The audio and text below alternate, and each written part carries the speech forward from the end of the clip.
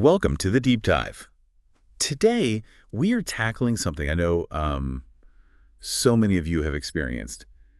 The frustrating world of strict diets. The constant rules, that feeling of deprivation, and, the inevitable rebound. Yeah, that rebound is rough. If you've ever felt trapped in that cycle, feeling like food is either good or bad, well, this deep dive is specifically for you. We're here to explore a different path. Exactly. It's a pattern we see all too often, and it can leave you feeling, well, incredibly disheartened. Totally. So today our mission is to explore a refreshing alternative, a flexible approach to weight management. Okay.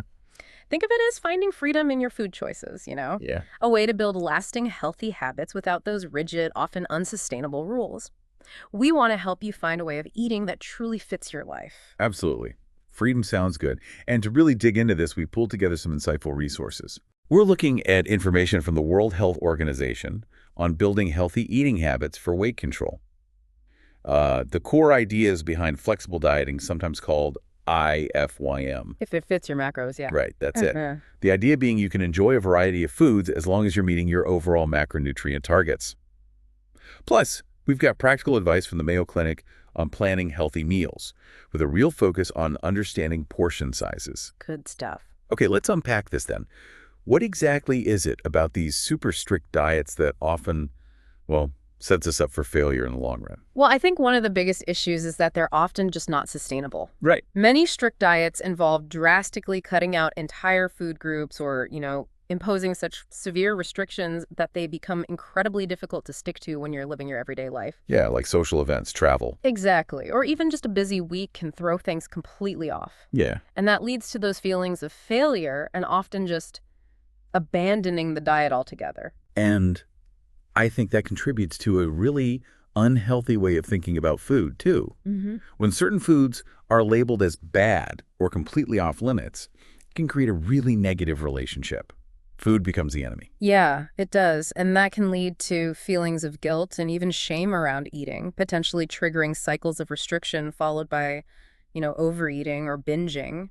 That's such a key takeaway. These diets often focus so much on what not to eat. Right. Without really teaching you how to build healthy eating habits that you can maintain for the long haul. Exactly. So when the diet ends, and they pretty much always do, people might not have the fundamental knowledge or skills to keep the weight off because they haven't learned how to integrate balanced eating into their regular routine. Like they haven't developed the tools they need for lasting change. Right. It's like they haven't learned to fish. They've just been given fish for a little while. Perfect analogy. And honestly, let's not forget that food is also meant to be enjoyed. Yes. Life should involve pleasure. And for many of us, enjoying meals with friends and family is a big part of that. Strict diets can just suck all the joy out of eating, making life feel like a constant, stressful negotiation with your plate. Precisely.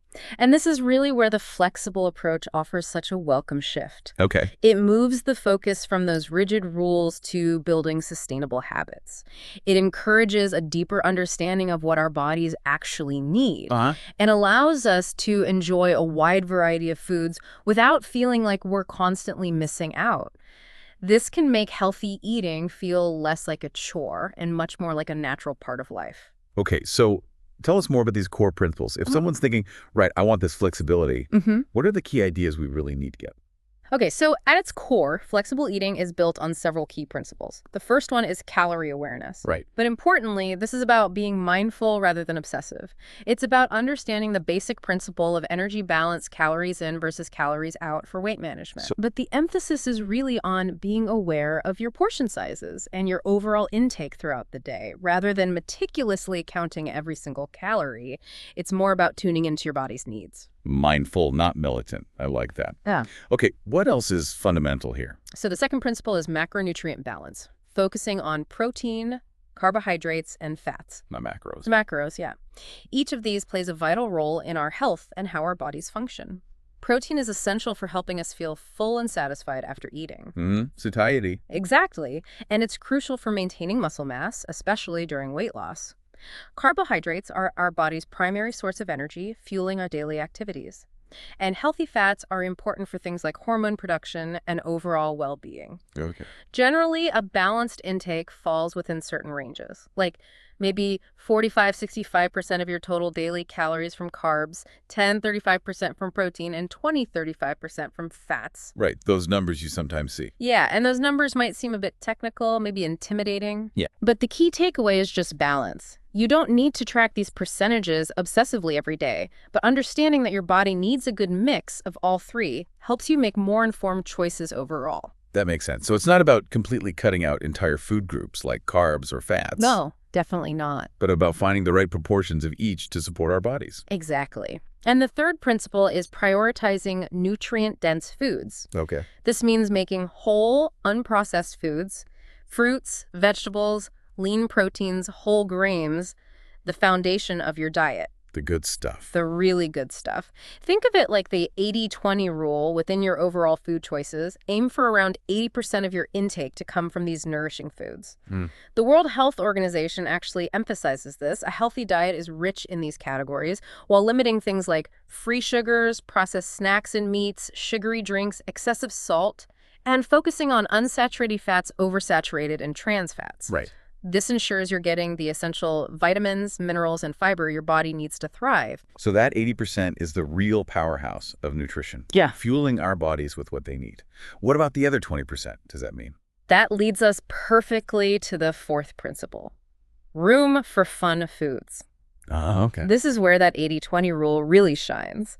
By allowing for occasional treats and favorite foods in moderation, you can develop a much healthier relationship with all foods. That seems key. It really is. It prevents those feelings of deprivation that often trigger that forbidden fruit mentality, Right. making those foods even more desirable. Totally. The 80-20 rule sort of preempts this, making the whole approach feel less like a punishment and more like a sustainable way of life. That sounds so much more doable, and frankly, like it actually fits into a normal life. It is.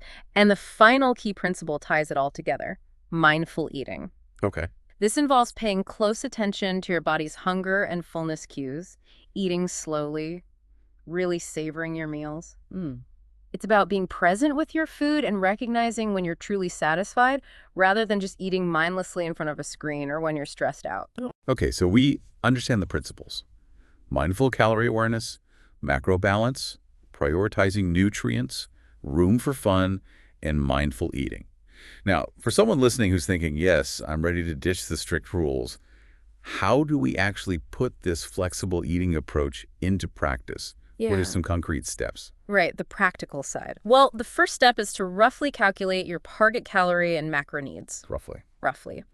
There are many online calculators available that can give you an initial estimate of your daily calorie needs for weight loss and a balanced macronutrient distribution based on, your individual factors like weight, activity level goals. Okay. And initially, maybe using apps to track your food intake can be helpful, but not as a long-term obsession. Right, not forever. No. More as a way to build awareness of portion sizes and the macronutrient content of different foods. Think of it as gathering information to empower your choices later on. So it's more about education and building awareness than strict, endless tracking that feels like a chore. Precisely. That's the goal. Then the next step is to prioritize protein at each meal and snack. Okay, protein first. Yeah. As we mentioned, protein is incredibly satiating. It helps you feel fuller for longer and supports muscle health. Aim for lean sources like poultry, fish, beans, lentils, tofu, eggs, low-fat dairy. Lots of options. Loads. And interestingly, one of our sources specifically suggests trying to include at least 3 fish meals per week and incorporating things like shrimp and crab, too. Good to know. More fish. Yeah.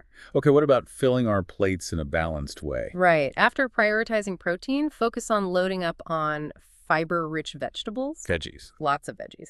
Aim to fill about half your plate with non-starchy vegetables. They're packed with nutrients, low in calories, and their high fiber content really helps promote fullness and supports digestion. Half the plate. Okay. And variety is key here. Try to eat a wide range of colorful vegetables.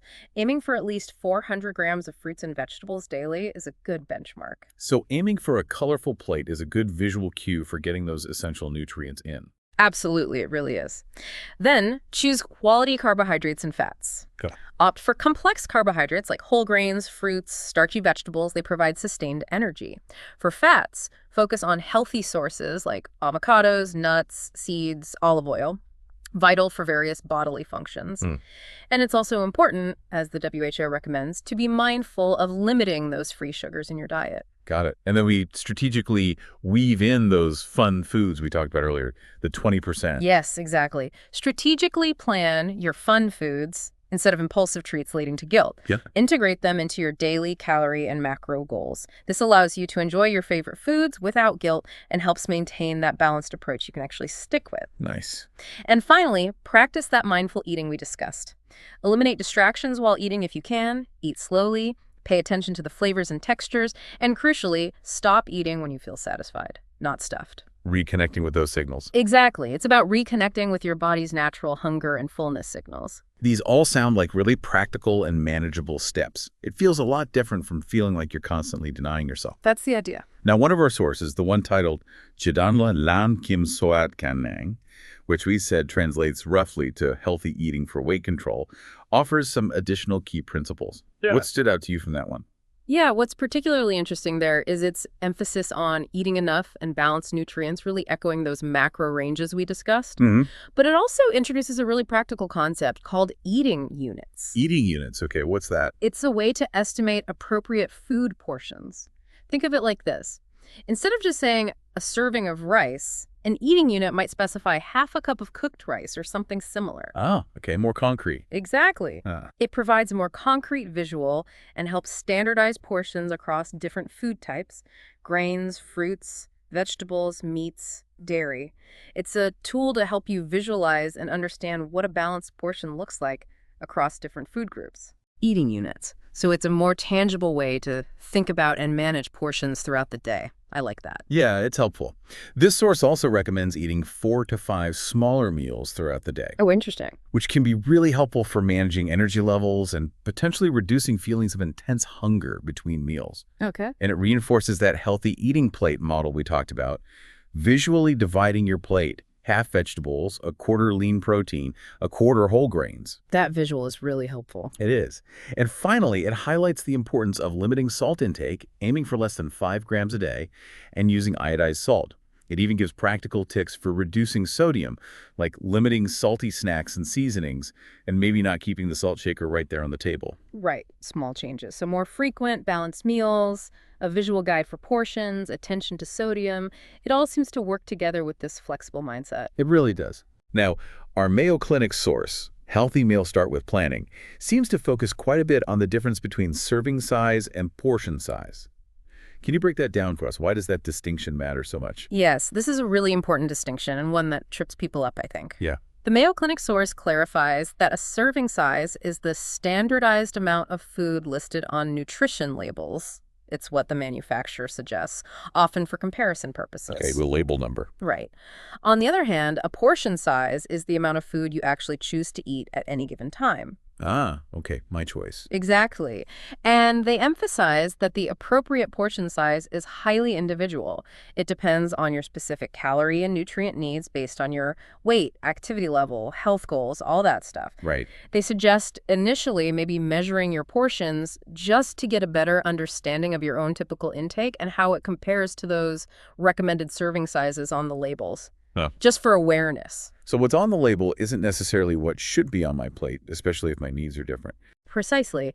And the article uses some really helpful visual examples. Like, Well, they show how adjusting your portion sizes, maybe having a smaller steak or less rice, and increasing the variety of nutrient-rich foods, especially by adding more fruits and vegetables, can significantly reduce your overall calorie intake while improving your nutritional balance. I see.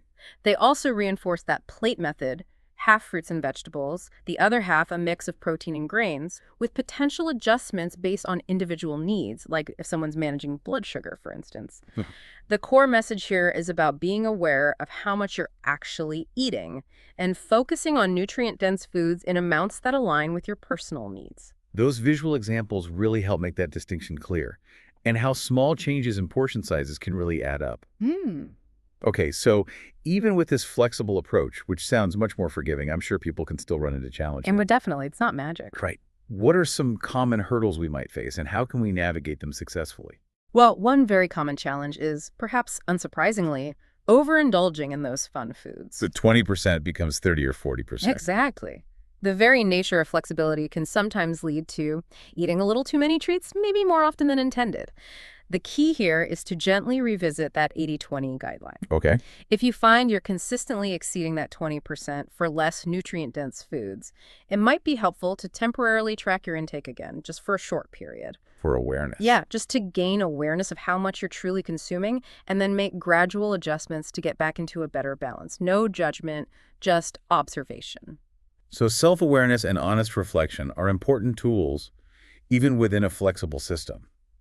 What else might trip us up? Another challenge can be not getting enough essential nutrients. That. Just because you have flexibility doesn't mean you should neglect those nutrient-rich whole foods that form the foundation of good health. Right. It's crucial to ensure that the 80% of your diet is truly providing the vitamins, minerals, fiber your body needs. Flexibility isn't an excuse to consistently choose, say, processed snacks over fruits and vegetables. That's a really important reminder. Flexibility with intention, maybe. Exactly. Flexibility with intention. What if the idea of even initial tracking feels overwhelming to someone? Yeah, some people hate tracking. Right. Some people might feel overwhelmed by the idea of tracking calories and macros, even just temporarily. The solution here is to remember that tracking is a tool for education and awareness. A learning tool. Yes, not a life sentence or a strict rule in itself. Use it to build your understanding of food composition and appropriate portion sizes.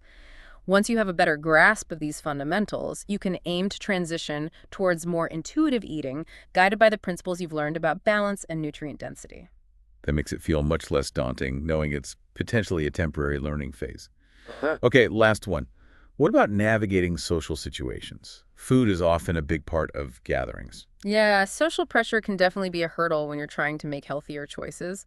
I'd encourage open communication with friends and family about your goals, but maybe in a general way you don't need to overshare. Okay. Focus on making choices that align with your flexible eating plan without drawing unnecessary attention to your food or making it the main topic of conversation. Right, don't make it weird. Exactly. Remember, the social aspect, connecting with others, is often more important than the specific foods themselves. Maybe offer to bring a healthy dish to share, or simply make the best choices available to you without feeling the need to explain or justify every single decision. That's really helpful advice. Yeah. Focus on the connection, make mindful choices, don't feel isolated. Okay, so bring this all back to you, our listener, who's likely tired of the constant battle with restrictive diets.